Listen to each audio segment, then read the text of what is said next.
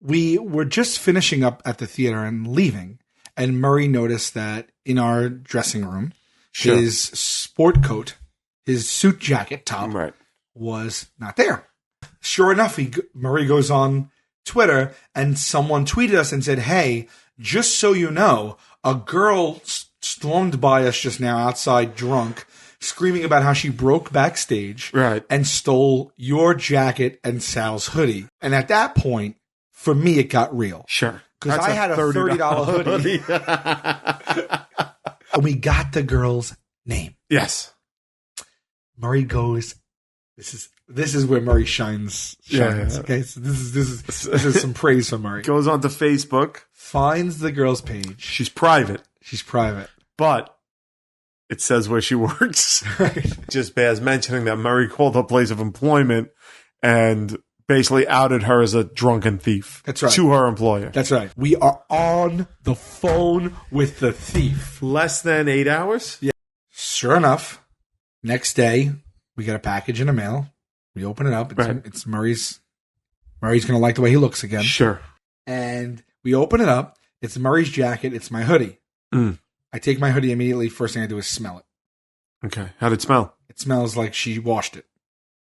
It smells like soap. You think she washed it out of courtesy or to get rid of the evidence, the DNA evidence? No, I don't think she... What do you mean? Like she shoved it up her pussy or something? All your stuff, did you wash it alone? Right. Did you throw it in with your load to kill? What if she brought it to a place that, like a public, what if she doesn't own a washer and dryer? I have a problem with that. Sure, that's what I mean. That's for me last resort. Right, of course. I don't like putting my stuff in with other There's stuff. sick people wash their clothes in that, people with lice, people with bed bugs. Like they take it to the public laundromat to wash that shit out of I would shit. rather she not even do it. I understand the gesture. Okay. And I'm not on a high horse here. I'm stating the facts. She committed multiple crimes. Right. She trespassed. She broke and entered. Right. She stole. Right. And she fled. Right. Right there. That's boom, boom, boom. And bribery. Boom. Let me hit that well. And then she bribed us. Right. She's just stacking crimes. Sure. She's basically like fucking Hitler right now. This is a... Sure. So I said to Murray, we were divided here. I said, I actually would like for her to go through the process of legal amends. Face the music. Yeah, I think she should face the music. Sure. All right. So the Wilkes-Barre Police Department. I know. I'm going to call them right now. Wait, hold on. I got to be honest. I don't see this going very far. Guys, it was a swell of support for the horrible thief at first, and it was the headline was, "Hey, she sent it back. She was drunk. We've all done drunk things. What say you free her?" Sure. And I couldn't believe the first maybe 50 votes were 90% free her. I did notice that. And then the fist of justice came, and it was a title fight. So many people were like, jailer, jailer, jailer. Really? Now understand that jailer doesn't mean I'm sending her to jail. Right. But it just means whatever fate might lie ahead, we'll make the decision at that time. We're going to make the call and explain and see. If they say we can't do nothing, right, so be it. She won. If they say she gets a $50 fine, so be it. She's fined. Sure. If they say, yeah, we're going to throw her in jail, she needs a court date, I'll probably relinquish. I'll probably stop. We don't want to go that far. But I will tell you this. It was a back and forth. And in the end, what say you jail her? Wow. What say you jail her? Eked out. Wow. What say you free her? I love that. I love that we have a vengeance-minded audience. We have all walks. Which, by the way, has been growing. We have good news. We looked at the numbers lately, and it has been a steady increase. So please continue to spread the word about us. It's working, and it's appreciated. Yes. Appreciate that. So what I have now is I have the number to the local Wilkes-Barre Police Department. Yes. Which happens to be 0.2 miles from the scene of the crime. Spitting distance. And I am going to make this call. Let's see what happens. I am fascinated by this. I can't wait to see it. I am nervous. I don't think you're gonna get very far. They, the law enforcement. They don't have time for shenanigans. This could be. They could be like, they don't even want to entertain my call. They hang up on me. Sure. They could think that I'm kidding around. I don't know. I don't know how this is gonna go. It could go. It could be humorous. It could be upsetting. Right. It could be funny, not jar. I don't know what. It could get serious. Right. I don't know. I might hang up in the middle of it. I don't know what's about to happen. But let's find out. Let's discover it together. Okay. Here we go. 0.2 miles. So what we're calling here is the Wilkes-Barre Police Department. And we're going to explain the situation. Sure. And I'm just going to feel out what the deal is on their end. Okay.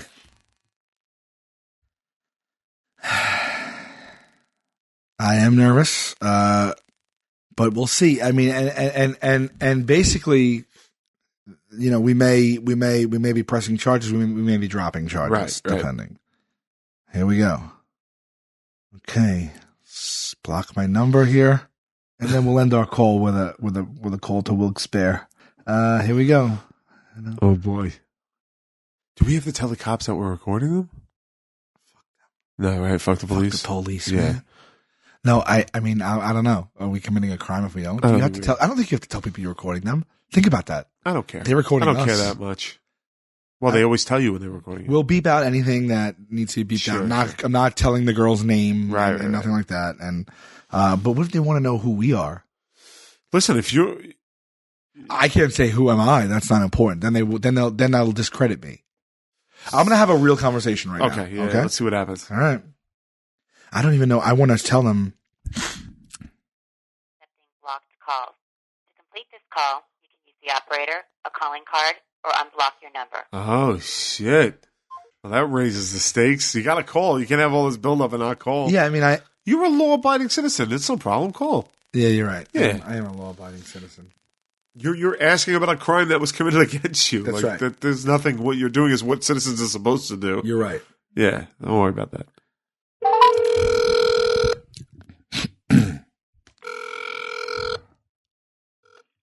City Police. Hi. I have a question, and I'm not sure. I think I might have a situation where I can press charges on someone. But Can you hang on 1 second? Sure. That's Wilkes-Barre. Learning stuff. I thought it was Wilkes-Barre, yeah. Wilkes-Barre, I thought it was. Wilkes-Barre? They sound like they don't have that shit together. They hung up on you? What if there was someone in the house? That was odd. What if there's someone in the house? What sounded like was that she didn't know how to work a fucking phone. The calls are coming from inside the house. I mean, I'll call. What? Hi, I was the guy that was about to. What say you, podcast? What say you? You have reached the Wilkes-Barre City Police Department. If this is an emergency, you can please hang up and dial 911. If you are looking to speak to a police officer, you can hang up and dial 570-208-4200. If you are looking for a police report, you can hang up and dial 570-208-4215. If you'd like to leave a message, do so after the tone. Thank you. That was the same lady who was just on the phone. Let's call again. I'll dial the regular number. Wow, I can't believe it's this hard. Like justice is like she sounded like she was trying to like see all the fiddling with the thing. Like yeah. Yeah, I mean, nothing's ever easy for you. Ever. You've been the victim of a crime. You're trying to report it, and you're having a difficult time. I feel bad for you. What say you, podcast? That's how I'm going to kill time now. What say you? Wilkes-Barre Police Department. If this is an emergency or you need to make a police report, hang up and dial 911. If you would like to speak to an officer and know their name, enter the star. For the records unit, press 1. For the community policing unit, press 2. For the commander of investigations, press 3. That's where I go. Commander of operations, press 4. For the office of the chief of police, press 5. To speak with a live officer, press 6. 6. Here we go. Oh, God, I'm nervous. I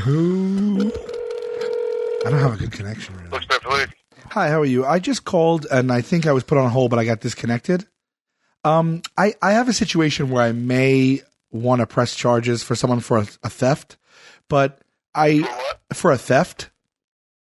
Okay. I just don't. Well, I live in New York, but this happened in Wilkes-Barre. Okay. And I figured I'd call and talk to you guys because I don't want the punishment to be if the punishment is severe, I probably won't do it, but I did want there to be some consequences. So I just figure I'd call you, tell you the situation, and maybe just take your guidance. I was traveling. This happened on September 20th at the Kirby Center, which is right near your station. It's the theater there. I was traveling through. I was performing there that night, and one of the people that were attending the show broke into the our backstage area and stole some clothing from us.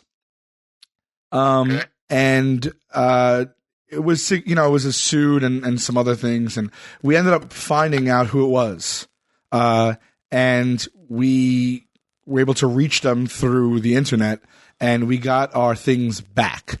I just don't know what recourse I could take, if any, and what this type of penalty is, if it's just a small fine. Wait, you got your stuff back? Well, we located the person, and we were able to contact them because someone took a photo of them, someone recognized them, identified them, gave us their name, then we found their number on social media, contacted them, told them we knew it was them, and we told them that, we're gonna call and report you guys, but we want our things back. So they put them in the mail and sent them back. So I have them back. So again, I don't even know if there's anything I can do. I just was calling you kind of from information, basically, just to see what kind of recourse there is, if any. I would be happy you got your stuff back and let it go. If you press theft charges, you're going to have to come back to Wilkes-Barre to go to the trial. I see. So if I were to just press charges as well anyway, even though I got it back, I'd have to go see it through. You have to show up in court for all court appearances. Right, and that might be multiple court appearances. It will be multiple court appearances.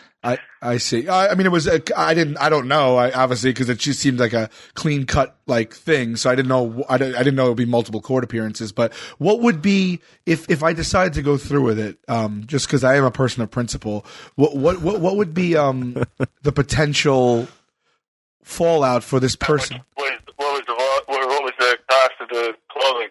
See, here's the other thing. Here's what they're going to argue: is theft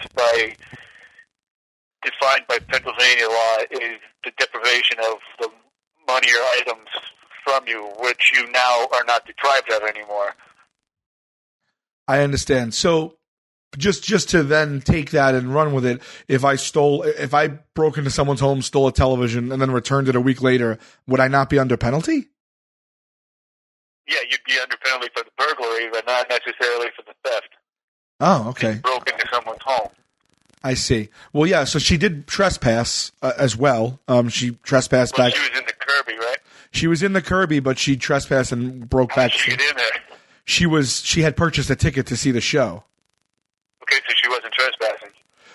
Well, I don't think they're not allowed access to the backstage area. There's security. I'm just saying that you wouldn't be able to press charges on that. That would be up to the Kirby, and since she did purchase a ticket, she was allowed in the building. In the building. She may have been in a unauthorized part of the building, but that's not trespassing. I see. Yeah, so she definitely eluded security, and she broke into a room that should have been locked down and took the items and left. So one was a suit that was $1,200. You just received them back. What is it you do? What kind of performer are you? I'm a comedian. Okay, so you travel all over the place. Yes, I do. So you don't think that there's going to be a little bit of an inconvenience for you to show up at a prelim and then show up at the trial? Well, absolutely. And show up at a meeting ahead of that to meet with the DAs?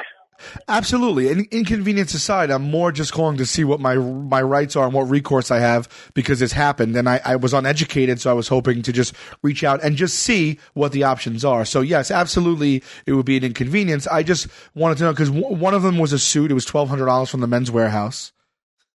And then other items was just like some small items like a a hooded sweatshirt and stuff from Old Navy. But the item that was stolen was a $1,200 item. So I just because it was like it got under my skin. So I just was calling to just see. And again, I probably wouldn't press charges if it was something very severe. But if it was something that would just like send the message or just make that person regret this type of behavior, I definitely wanted to investigate it. Well, you already investigated. You should have reported it that night. We would have come over and taken a report off of you that night, and we would have investigated it and followed up on charges. You did your own investigation and got your stuff back. Yes, the reason I couldn't call you that night was because I travel, and as soon as the show ended, I was due in another city, so I had to leave immediately.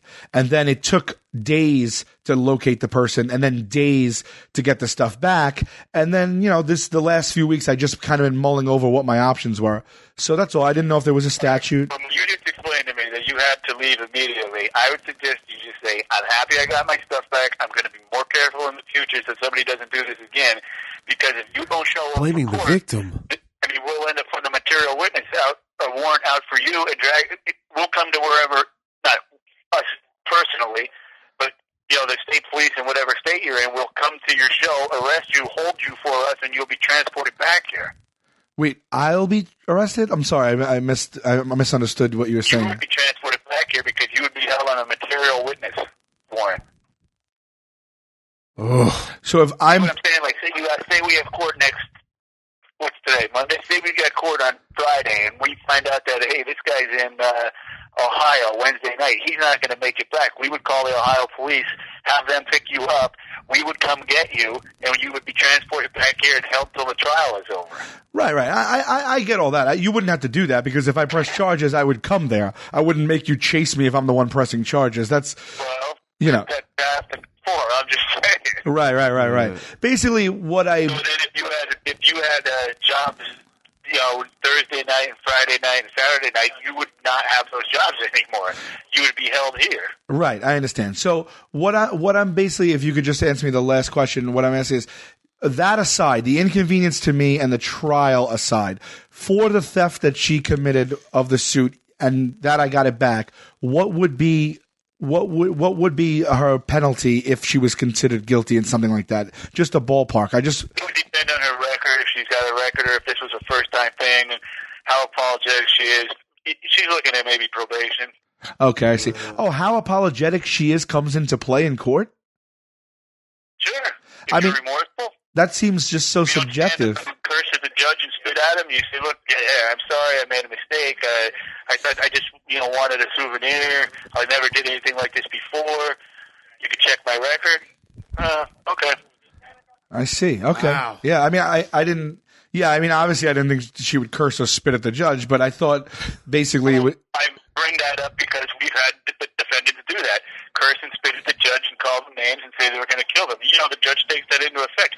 You were not remorseful for anything here. Right. You will do this again. You will be punished now. Right, okay. So basically, you follow through with this kind of thing. If she didn't have a record, it's a slap on the wrist, probation, and it's on her record. Right.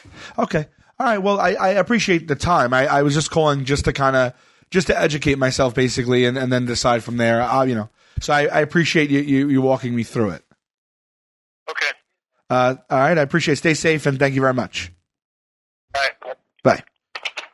Wow. I will say this. They are fucking professionals over there. I'll say a couple things. Number one, it's the fucking apocalypse right now. Okay? It is. You could do whatever the fuck you want. Right. And it doesn't matter. Okay? He just basically was like, give me a fucking break. Yeah. Okay? You saw him as professional. Which is weird because we did mention it was from the Men's Warehouse. You thought that would have. You like how I dropped that in? Yeah, that was awesome. Yeah, he was like, No, well, for me, from the get-go, he was just like, come on.